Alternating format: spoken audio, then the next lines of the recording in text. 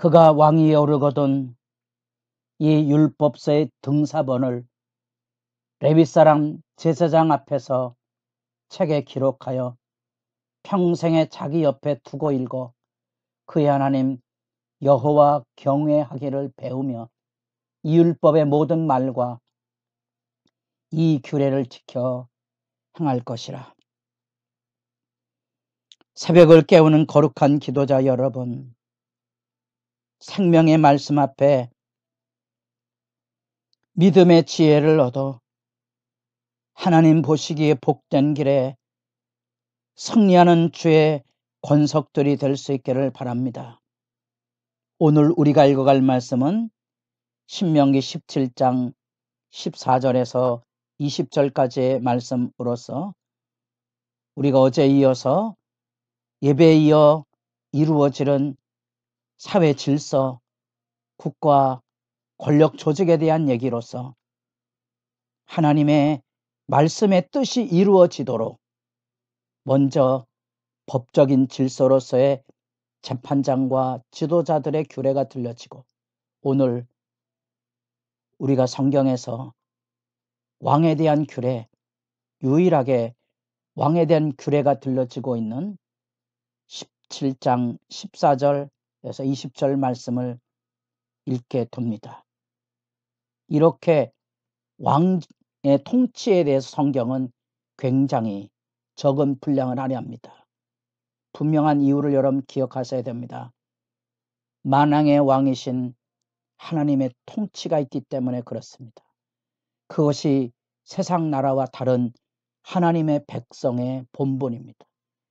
하나님의 나라의 왕은 세상처럼 권력을 추구하고 권력의 지배를 이루는 공동체가 아닙니다.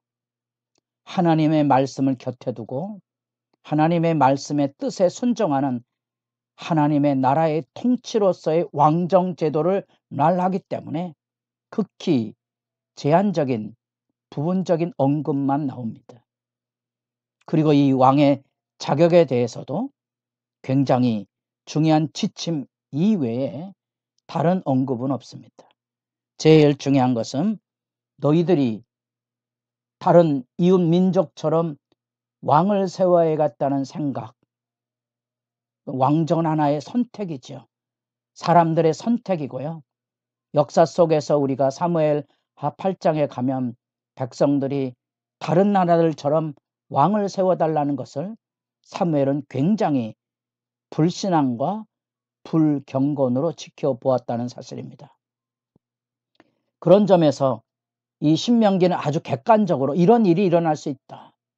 그때 세상 왕정과 다른 사회 질서를 가져라 하며 왕은 백성들이 선택하는 게 아니고 권력의 세습이 이루어지는 게 아니고 하나님의 선택, 하나님의 통치 안에 있어야 된다는 사실을 명확히 밝혀줍니다. 물론 우리가 이후에 다윗에게 주어진 다윗 언약을 통하여 다윗 가문에 대한 세습이 이루어졌지만 그 이루어지는 과정 안에도 그 왕자들이 많아도 하나님이 선택한 그런 기준에 합당해야 된다는 것이 왕정에 대한 이해입니다. 그래서 권력을 찬탈하거나 북왕국 이스라엘처럼 힘을 가진 자들이 이 왕위를 찬탈하고 왕의 지배를 가지는 것을 성경은 철저하게 배격하고 있는 거죠. 그래서 호세아 선지자 같은 경우는 하나님의 진노와 분노를 통하여 왕을 세우고 폐해했다는 북왕국에 대한 평가를 하고 있습니다. 그런 점에서 왕의 자격은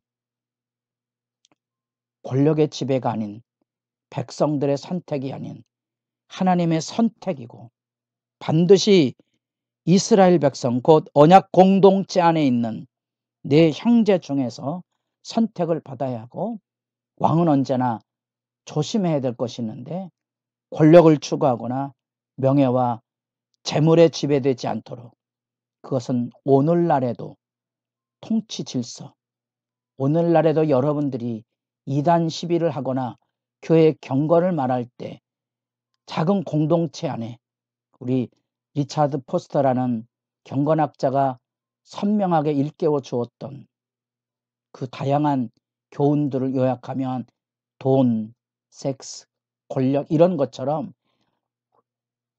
어느 공동체나 누구나 지도력을 가지고 추구하는 권력 욕망, 자기 이름을 높이려는 명예, 수단 방법을 가리지 않고 재물을 축적하려고 있는 야망들을 경계하고 있는 거지.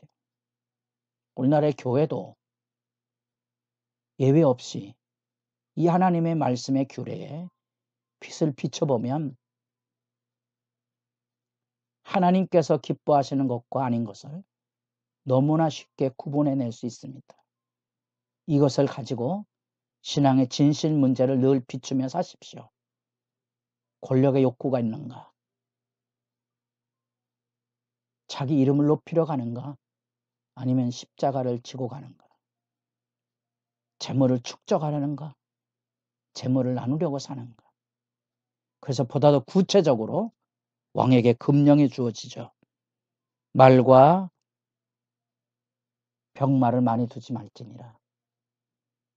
그 말과 병마는 당대의 군사력이고 그 군사력의 부강함을 애굽이 가지고 있었기 때문에 애굽으로 돌아가게 하지 말지니라. 마치 구원받은 하나님의 백성이 또다시 군사력의 욕망에 빠져 애굽으로 내려가는 것을 이렇게 경계하고 있습니다. 시편 20편에서 우리는 분명한 이 고백을 합니다. 사람들은 말과 마병의 군사력을 의지하지만 나는 여호와의 이름을 의지할 것이다. 말과 마병이 가지고 있는 눈앞에 보이는 군사력, 우리가 사사기 4장 5장 나오는 시스라의 싸움 앞에 일개 여인의 그리고 바락과 두보라를 통하여 철병거로 알려진 군사력을 무너뜨린 전례를 보고 있는 거지요. 말과 마병을 많이 두지 말지니라. 아내를 많이 두지 말지니라. 정치 세력을 움직이기 위해서 어느 사회든지 우리 사회 안에 지금 오늘날에도 정치 권력 재계가 전부 혼맥으로 이루어지는 이런 구조 안에 있는데 고대 사회야 말할 거 있겠습니까? 아내를 많이 두지 말아라. 여러분 금방 병거와 많은 아내 누구 기억나죠? 솔로몬이죠. 솔로몬의 역사적인 비극이 열왕기상 11장에 있고 느헤미야는 그것이 나라 멸망의 근원이었다고 정확하게 솔로몬의 죄악을 지적해내고 있습니다. 재산을 축적하는 것은 누구나의 본성이지만 지나치게 재물을 축적하지 않도록 일깨워 주고 있는 것은 왕의 본분은 지도자의 본분은 언제나 하나님의 말씀에 비추어서 백성들을 다스리고 경건의 질서를 세우는 것이 최우선 과제입니다. 그가 왕이 오르거든 이 율법서의 등사본을 레위 사람 제사장 앞에서 책에 기록하여 마치 왕의 본분이 제사장 앞에서 이 율법서를 자필로 자기가 그 말씀을 다 받아 적어서 그 말씀 안에 여호와의 경외를 배우고 규례와 법규에 하나님의 뜻을 지켜 행할 것을 가르쳐주고 있는 거죠. 그래서 그 하나님이 세우신 왕으로서의 본분을 다하면 하나님께서 그 왕위를 보존해 주시겠다는 겁니다. 하나님의 언약 백성의 규례와 법도 안에 법적인 사법적인 정의 구현이 필요하다면 권력을 잡은 왕의 통치 질서 안에 언제나 하나님의 뜻이 우선돼야 된다는 사실을 여기 명백하게 지침으로 들려주고 있습니다.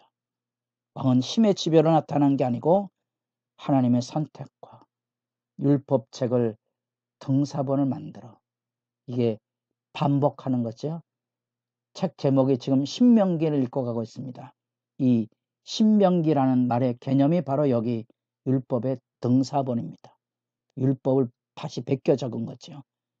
재해석하는 내용을 여기 담아내고 있습니다. 그 말씀 통치의 중요성.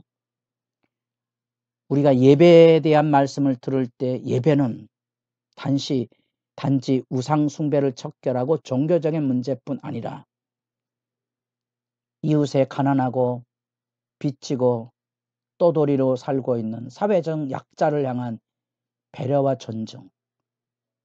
우리는 11조 규례를 요리 하나를 드린다는 것을 의무를 다한 것처럼 보이지만, 그러나 11조 안에도 가난한 자들을 위하여 적립해 놓을 세 번째 11조 개념이 있다 그랬습니다.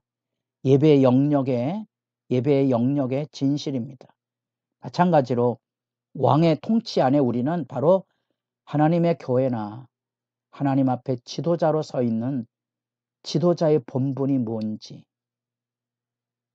오늘날 교회 안에도 많은 재직들이 있지만 누가 하나님의 말씀을 마치 일일이 손으로 베껴서 그 말씀에 기록된 대로 지혜를 구하고 지켜 행하겠는가? 이 세상에서 가장 지혜가 많다고 하는 솔로몬조차도 현실에는 이 금령을 지키지 못하고 역사의 죄인으로 몰락했다는 교훈을 여러분 새겨 들으면, 우리가 이처럼 새벽에 하나님의 말씀을 가지고 기도하는 이 거룩한 책무가 얼마나 소중한 일인지를 새삼 생각하게 될 것입니다. 여러분도 주님의 말씀을 따라 매일의 일상에 이 하나님 경외하기를 배우는 믿음의 진실이 주 안에서 복되기를 바랍니다.